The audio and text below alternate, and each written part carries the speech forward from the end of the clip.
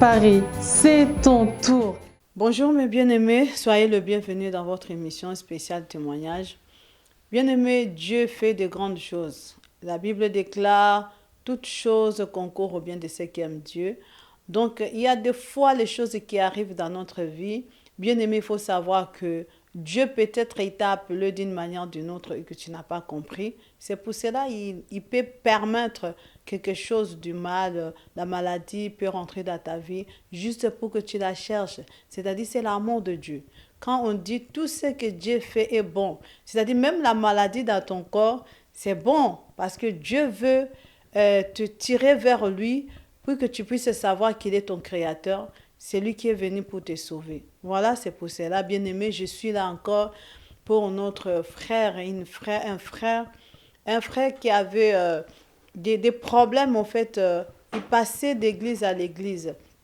Et le problème des frères, il prophétisait.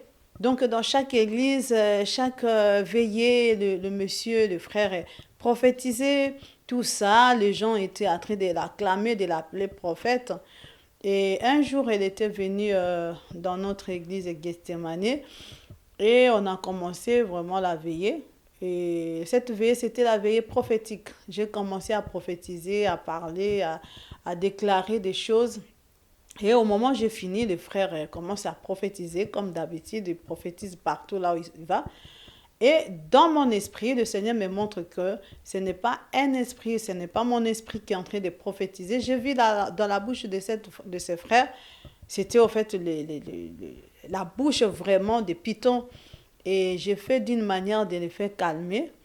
J'ai demandé à Dieu et puis le frère était calmé. Et le frère, il s'est quand même s'intéresser de ça. Après la prière, il m'a dit, mais, Maman Déborah, moi je voulais prophétiser, mais parce que moi de toute l'église, je parle, je prophétise. J'ai dit oui.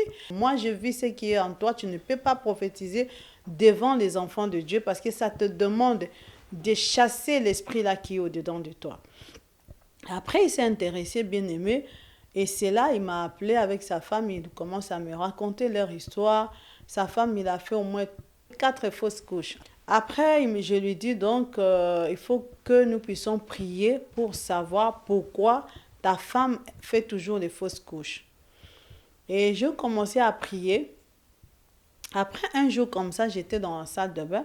Je vois, pour le Seigneur m'ouvre la vision, je vois que le Seigneur va les bénir. Bien aimé, j'ai appelé le frère. Je dis, le Seigneur va vous bénir.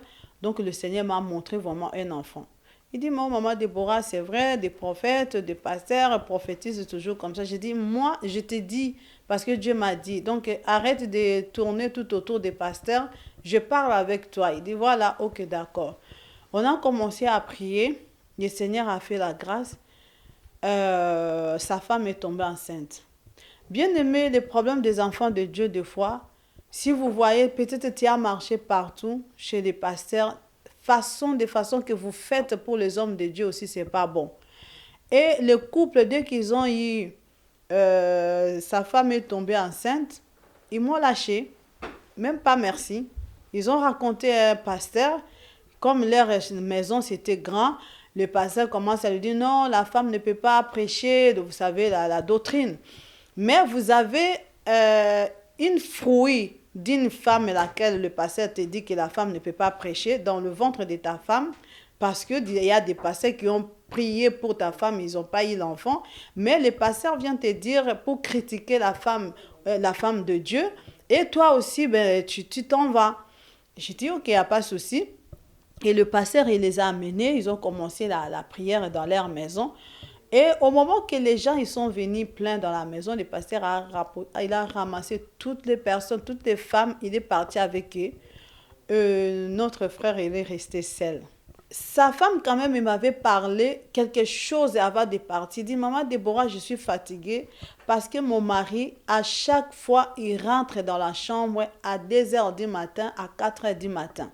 Je ne sais pas ce qu'il fait. Il est devant toujours l'ordinateur. C'est-à-dire, l'ordinateur, il est plus de valeur que moi. C'est-à-dire, le monsieur, au fait, quand il était en Kinshasa, il a engrossé une petite fille. Et cette petite fille, au fait, sa maman, elle était décédée. Et son père, il a fait tout de lui donner le meilleur de lui. Et il a croisé le frère. Le frère a commencé à sortir avec la petite fille.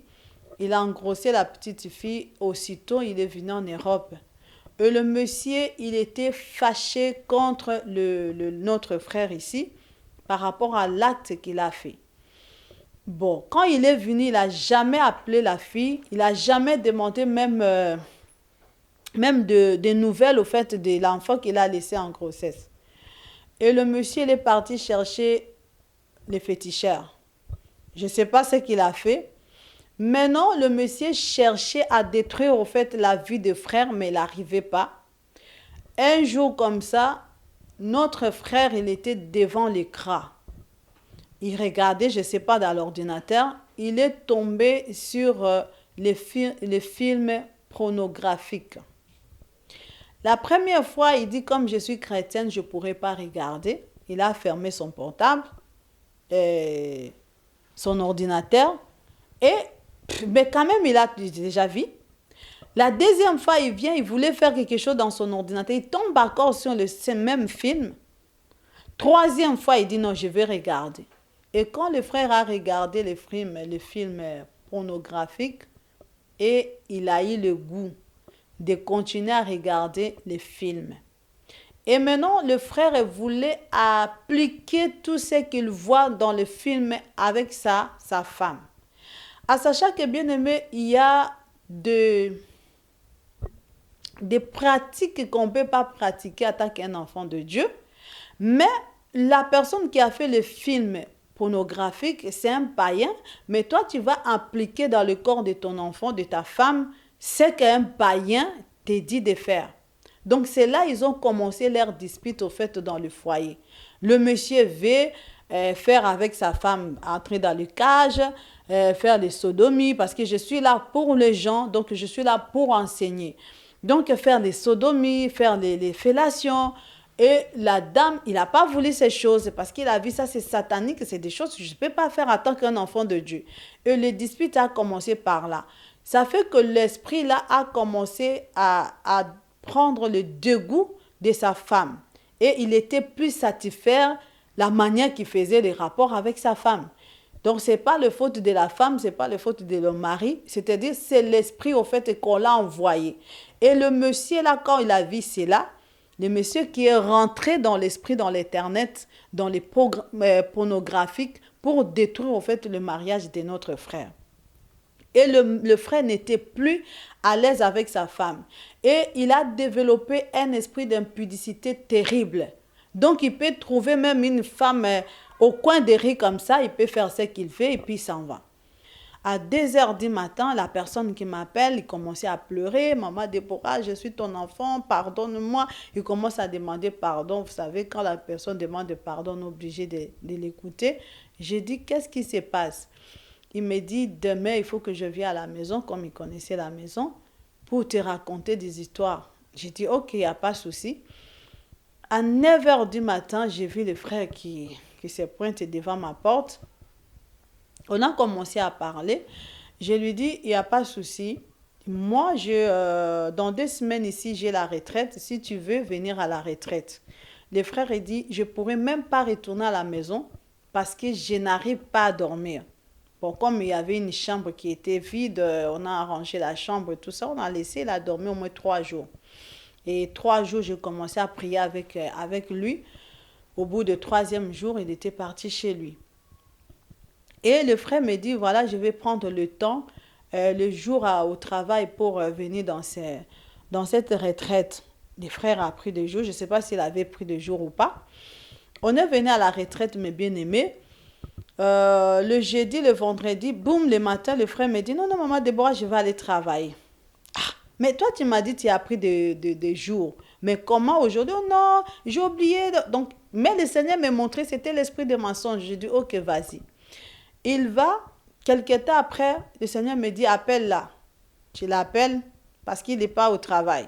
Et comme par la grâce de Dieu, je vois le frère qui descend dans le bus et qui croise une femme. Il commence à parler avec la femme. Directement, il est monté avec la femme dans sa chambre, dans sa maison.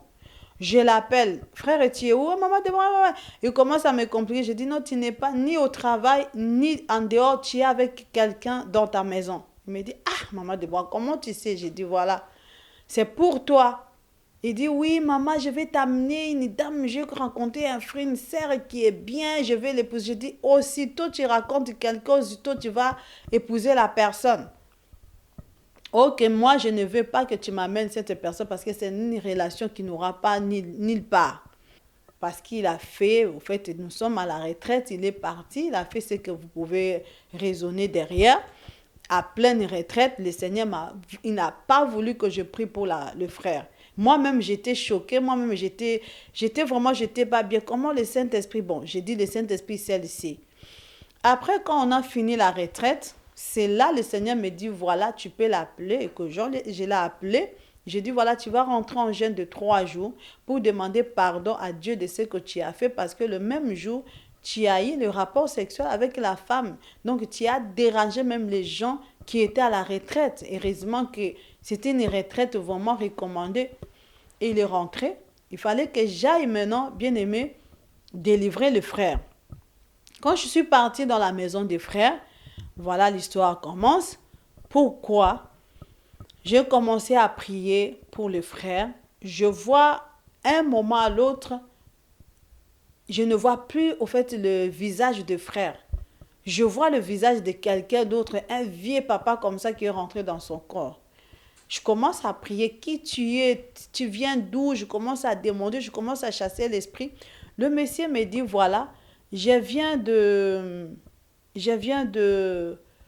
l'Équateur, de Mbandaka. Ah, toi, tu habites en Mbandaka? Il dit, oui, je viens de Mbandaka. Je suis venu parce que cet homme, je dis, pourquoi? Qu'est-ce que tu fais ici? C'est là maintenant, l'esprit commence à raconter, bien aimé. Il dit, moi, j'ai eu, donc là, l'esprit commence, et je, bon, comme j'aime pas trop parler avec l'esprit, j'ai chassé l'esprit impur. Donc, et le monsieur, donc pendant la délivrance, maintenant, l'esprit commence à raconter ces choses. Et c'est moi qui ai fait ça parce que il a abandonné ma fille, ce qu'il a fait. Donc, lui, elle ne peut pas rester avec une femme. J'ai dit ça, elle n'aura jamais l'enfant avec une autre femme. Donc, c'est pour cela, la femme, à chaque fois qu'il avait au fait la grossesse, il faisait au fait les fausses couches par rapport à la malédiction que le beau-père il a lancée contre son beau-fils. Donc, bien aimé, on a commencé à prier. Et après, l'esprit me dit, regarde dans son ordinateur. Mais bien aimé, c'était terrible. Donc ici, je suis venue pour parler à quelqu'un qui a l'habitude de regarder les films pornographiques. Pour un enfant de Dieu, ce n'est pas bon, ce sont des esprits. Des esprits qui peuvent t'amener pour détruire ton mariage.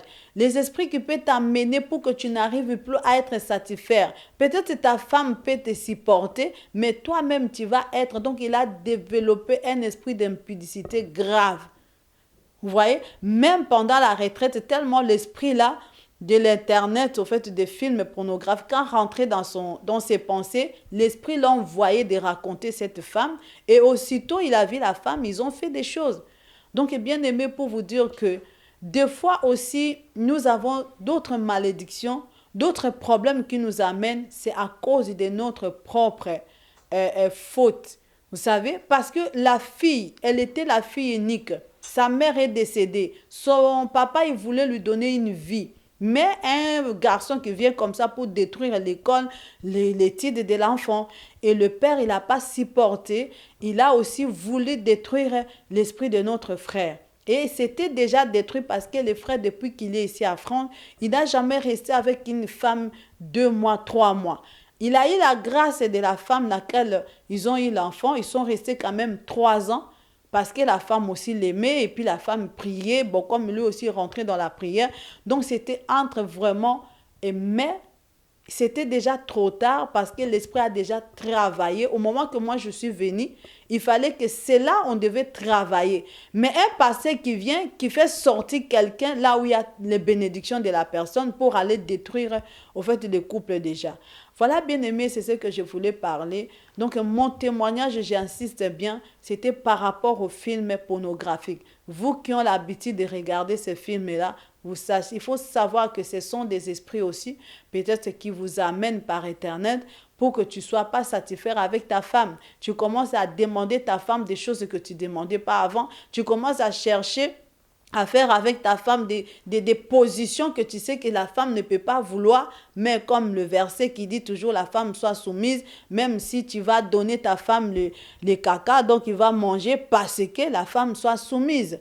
Mais après quelques temps, le monsieur il est parti, il est venu, on a prié, et bien aimé, notre frère, il a eu la délivrance totale.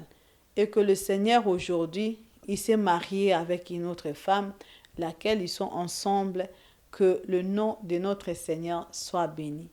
Bien-aimés, je viens encore vraiment vous parler de ces choses. Vous voyez, quand je suis en train de parler cela, je parle selon Dieu, parce que le Seigneur voit qu'il y a beaucoup des enfants de Dieu qui sont encore liés dans ces choses-là. Si tu as l'habitude de regarder les films pornographique et puis de demander surtout ta femme ou bien ton mari de pratiquer ce que tu viens de pratiquer là-bas, c'est la sorcellerie bien-aimée, c'est l'esprit impur.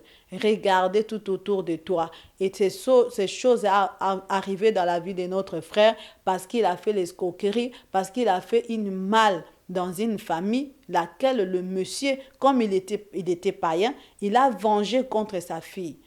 Voilà, bien-aimé, que le Seigneur vous bénisse. Appelez-nous, nous sommes là pour vous, que la grâce de notre Seigneur soit avec vous. Donc, bien-aimés, nous sommes là. Donc, donc une fois par mois, nous avons une veillée qui délivre les gens bien-aimés, les veillées qui vient de passer le mois passé là, on a vu la main de Dieu, les gens ils étaient délivrés, les gens ils ont eu leur délivrance bien-aimés, je vous invite, quel que soit l'endroit là où tu es déjà fatigué avec des problèmes, mais pour payer peut-être les convoitierages de 30 €, tu trouves ça c'est cher, tu trouves ça c'est pour ta délivrance. Moi je peux prier pour toi par téléphone, mais il y a d'autres prières, ça demande que tu sois sur place. L'objectif de ce veillées, c'est pour que tu sois délivré. Tu ne viens pas prier pour moi, c'est pour toi-même. C'est-à-dire, ne cherche pas à me donner des réponses, oh, ben c'est loin. Bien aimé, si tu as besoin, même si on te dit tu vas marcher à pied jusqu'en Afrique, tu vas y aller. Donc ici, nous sommes en Europe. Quel que soit tu es en Allemagne, quel que soit tu es en Belgique, quel que soit tu es partout dans le coin d'Europe, tu peux venir si tu veux. Voilà, c'est votre prophétesse Déborah Fistine Kimia. Que le nom de notre Seigneur soit glorifié.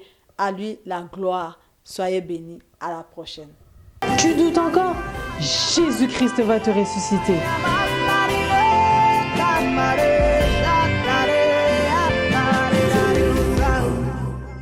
Donc bienvenue à Déborah Festi TV, je vous encourage fortement à suivre. C'est l'une des meilleures chaînes de la chrétienté ici en Europe. Suivez et abonnez-vous surtout et Dieu ne manquera pas de vous bénir à travers cette chaîne.